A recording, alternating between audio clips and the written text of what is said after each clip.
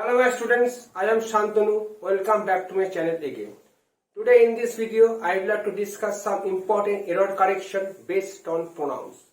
You all know that error correction is very important for the ensuing competitive exams like SSC, CGL. So without wasting any more time, I would like to start my class.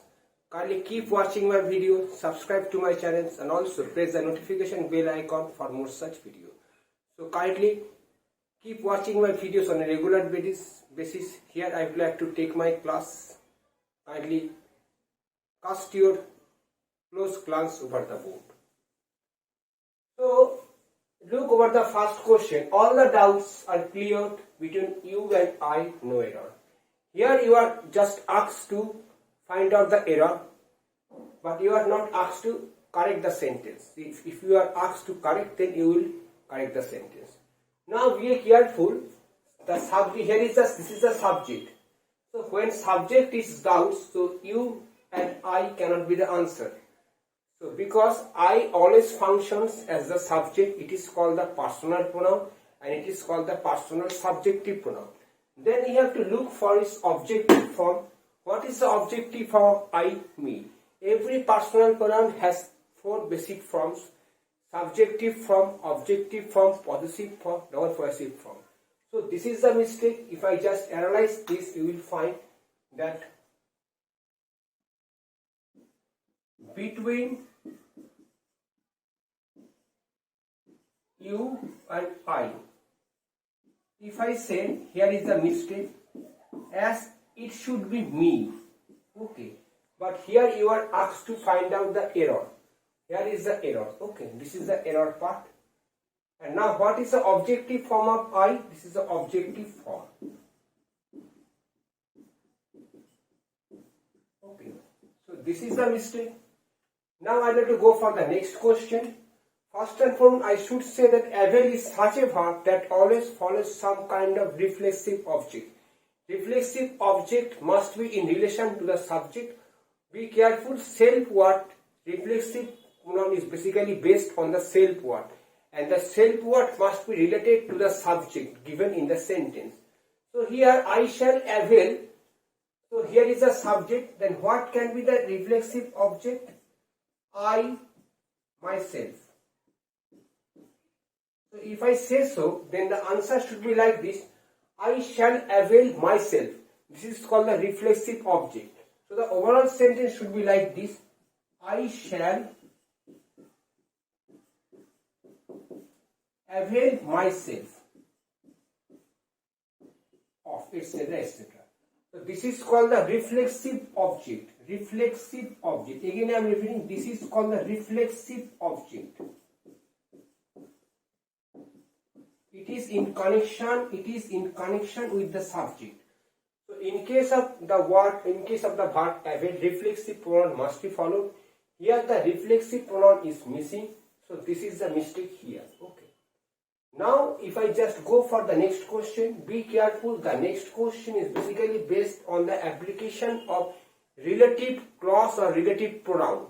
And here relative clause is functioning here as the subject. If you just read out the sentence, you will find here is the man whom I think committed the mistake. So here committed is the subject, is the verb. Then what is the subject? Who.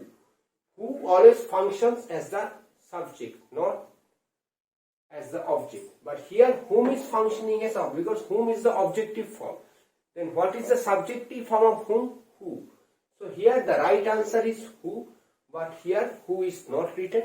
So the mistake lies in the application of relative pronoun. This is the mistake here. Okay. So if you are asked, then you will find out the mistakes. But if you are asked to correct the mistake, then you should say that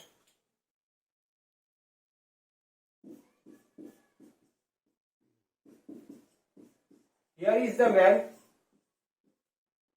who I think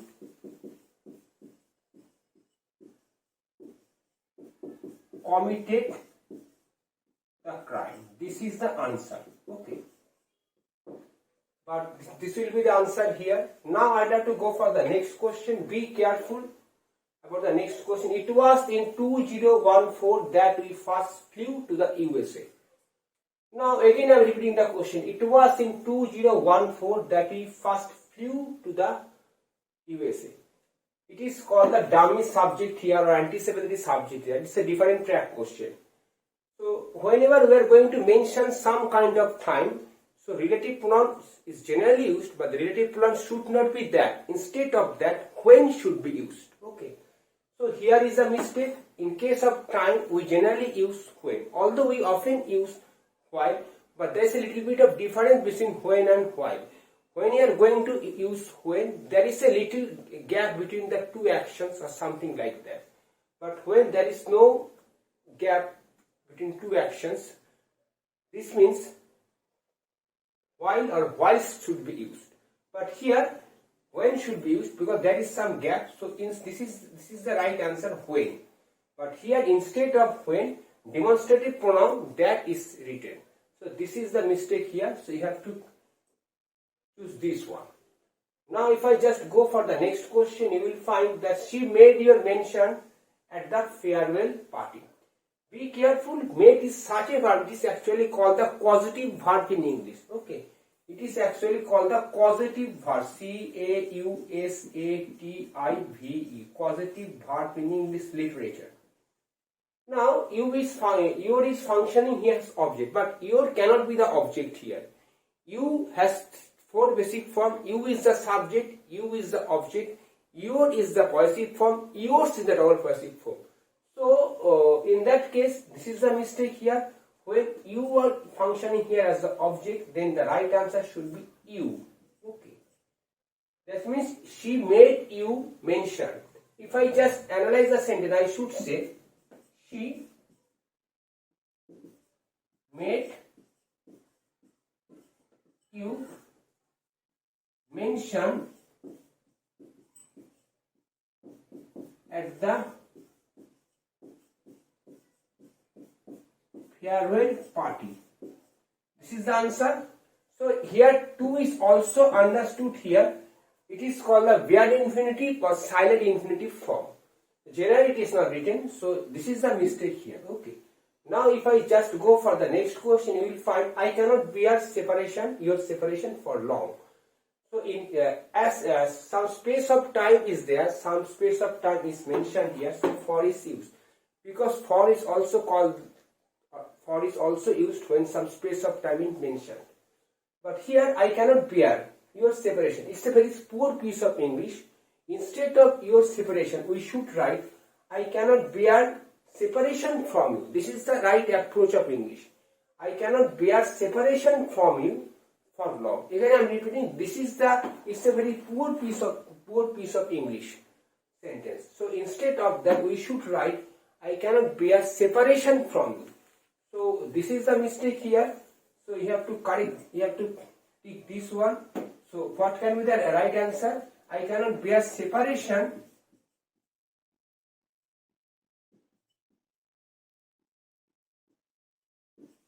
from you. Okay.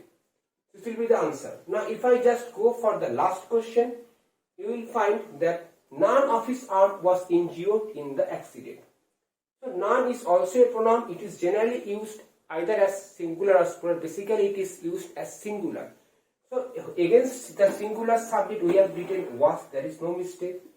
So if I just look over the sentence, you will find that there is no mistake in the overall sentence. None of his arms was injured in the accident. No error. So the right answer is was. So the right answer is no error, not was. There is a right answer, no error. None of his arms was injured in the accident. So it is functioning here, again I am repeating, it is functioning as object. So me should be here. I will always follow some reflexive object. So self-worth must be there and the self-worth must be related to the subject. This means I shall avail myself. Again, it is based on the relative pronoun who is function. That means relative pronoun is functioning as a subject. So instead of whom, who should be the answer. Okay. But here whom is given. When some time is mentioned, time is cited in the sentence. Instead of that, we should use when. Now, if we just go for for question number 5, you will find that here u is functioning here as object. So your cannot be the object here. Your is actually the possessive pronoun, but it cannot be the object. But here is a mistake here. Your mentioned should not be the right way of writing English. Rather, we should write she made you mention. Okay. The same case is with question number 6. I cannot bear separation from you, not your separation. But for long is the correct one. In case of space of time, we can easily use for. In case of space of time, we can easily use for. On the other hand, if we just go over the question number 7, we will find there is no mistake. At none can be a pronoun. None is a pronoun. It can be used either as singular or plural. And against this, we have already used was. So there is no mistake. We have already mentioned the person with this word his. So automatically there is no mistake in the error in this sentence. So that no error will be the answer. So in this way, you have to understand the error correction based on pronouns. If you have any problem with any analysis that I have discussed till the present hour, you can make your comment in the comment box. I will be happy to help you out from your confusion. So kindly keep waiting for my next class. I shall be coming soon with some new ideas. So till then, take your proper preparation. First and foremost, you should learn everything logically. You should find out the error logically. So without being logical, you cannot learn anything properly. So grab everything logically, solve every error correction logically, then you will be successful in the exam. So kindly keep waiting for my next video. Till then, have a very good day.